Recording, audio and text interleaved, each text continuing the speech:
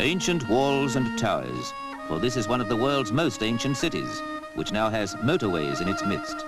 Pathe Pictorial's magic carpet has never taken you to a place where a magic carpet was more appropriate. And whether it's a jet aircraft flying high over Istanbul, giving you a cloudy, lofty view of the mystery city of mosques, or a helicopter carpet at minaret height, you drink the magic in. The Santa Sofia Mosque, once a Christian church and now a museum, always makes you feel, even when your feet are on the ground, that you yourself are up in the air.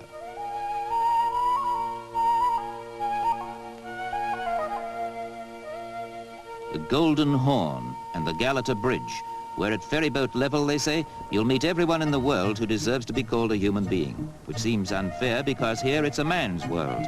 Women are mostly veiled or hidden away. This is the gateway to Asia. This is Europe's last tentative outpost. It shows its ambivalence mainly by male predominance. But Istanbul largely consists of exciting waterways.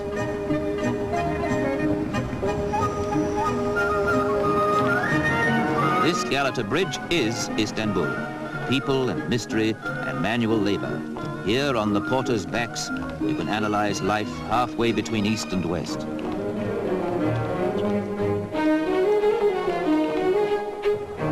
You'll learn the secret of this strange place as readily from the pelican as you will from its mysterious but most hospitable inhabitants. Halfway house life, Europe and Asia. And a really lovely thing, sweet, fresh fish.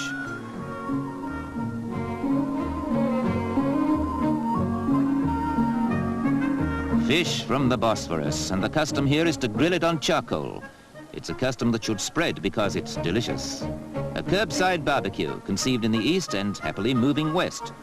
Go on, just dig your teeth into that bit of succulence.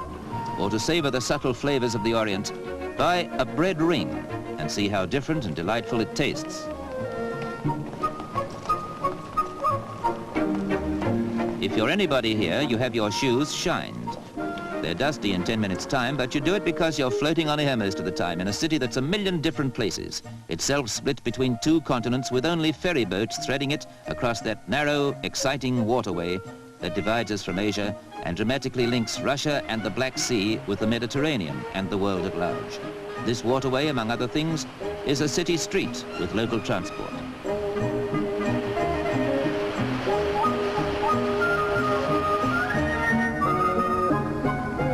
What a mix-up of an ancient and a modern city it is. What a smoky beacon at the crossroads of east and west and north and south. What a fascinating series of contradictions and enigmas. Mosques like this crumbled here in earthquakes, and wooden houses were built by Sultan's command to resist such destruction. From on high you can see the hybrid results because some huddled streets survived, while fire in turn cleared acres of wooden buildings for these bold new concepts. Istanbul is a patchwork quilt on the shores of a waterway even more fascinating than it is itself.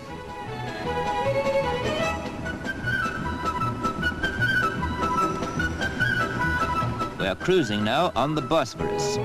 The Dolmabahce Palace, the summer residence of generations of proud sultans, but more particularly the last view you'll get of the continent that cradled civilization, because half a mile across the water, it is Europe no more.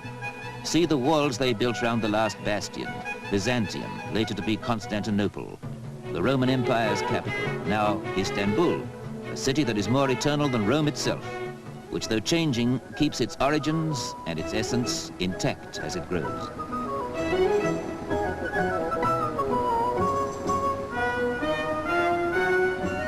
This is all part and parcel of Istanbul, perhaps the loveliest and certainly the laziest part. For Istanbul has now stretched out to occupy the whole 17-mile length of this fisherman's paradise. And look, those fish are still alive.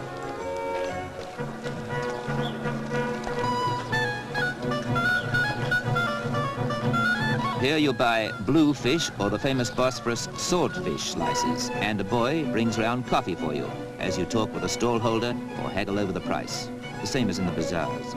Good, strong Turkish coffee, as sweet as those fresh-caught fish are themselves. You'll also find round here that any old tin will serve as a barbecue.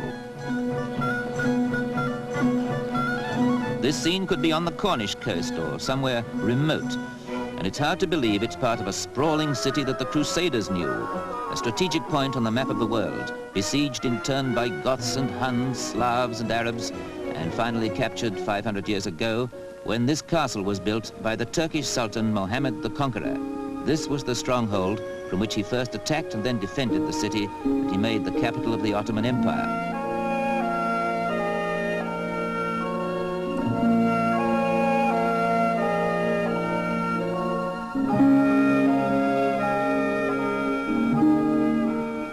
You keep thinking this narrow sea is a river, forgetting it's the frontier between continents, and that the far bank is a land mass stretching to India, Burma, China, and the Pacific Ocean. There's another castle on the Asiatic side, more elegant houses and the sleepy feeling you still get in the south of France. Glide into this haven of peace in the very outskirts of a crowded city.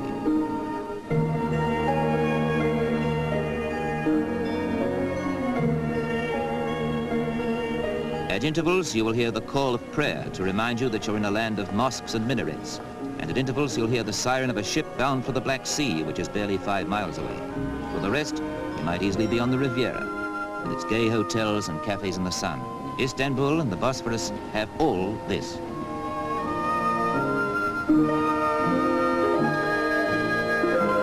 Istanbul and the Bosphorus have mystery too, inscrutable, age-old mystery, somehow symbolized by the Hubble Bubble Pipe.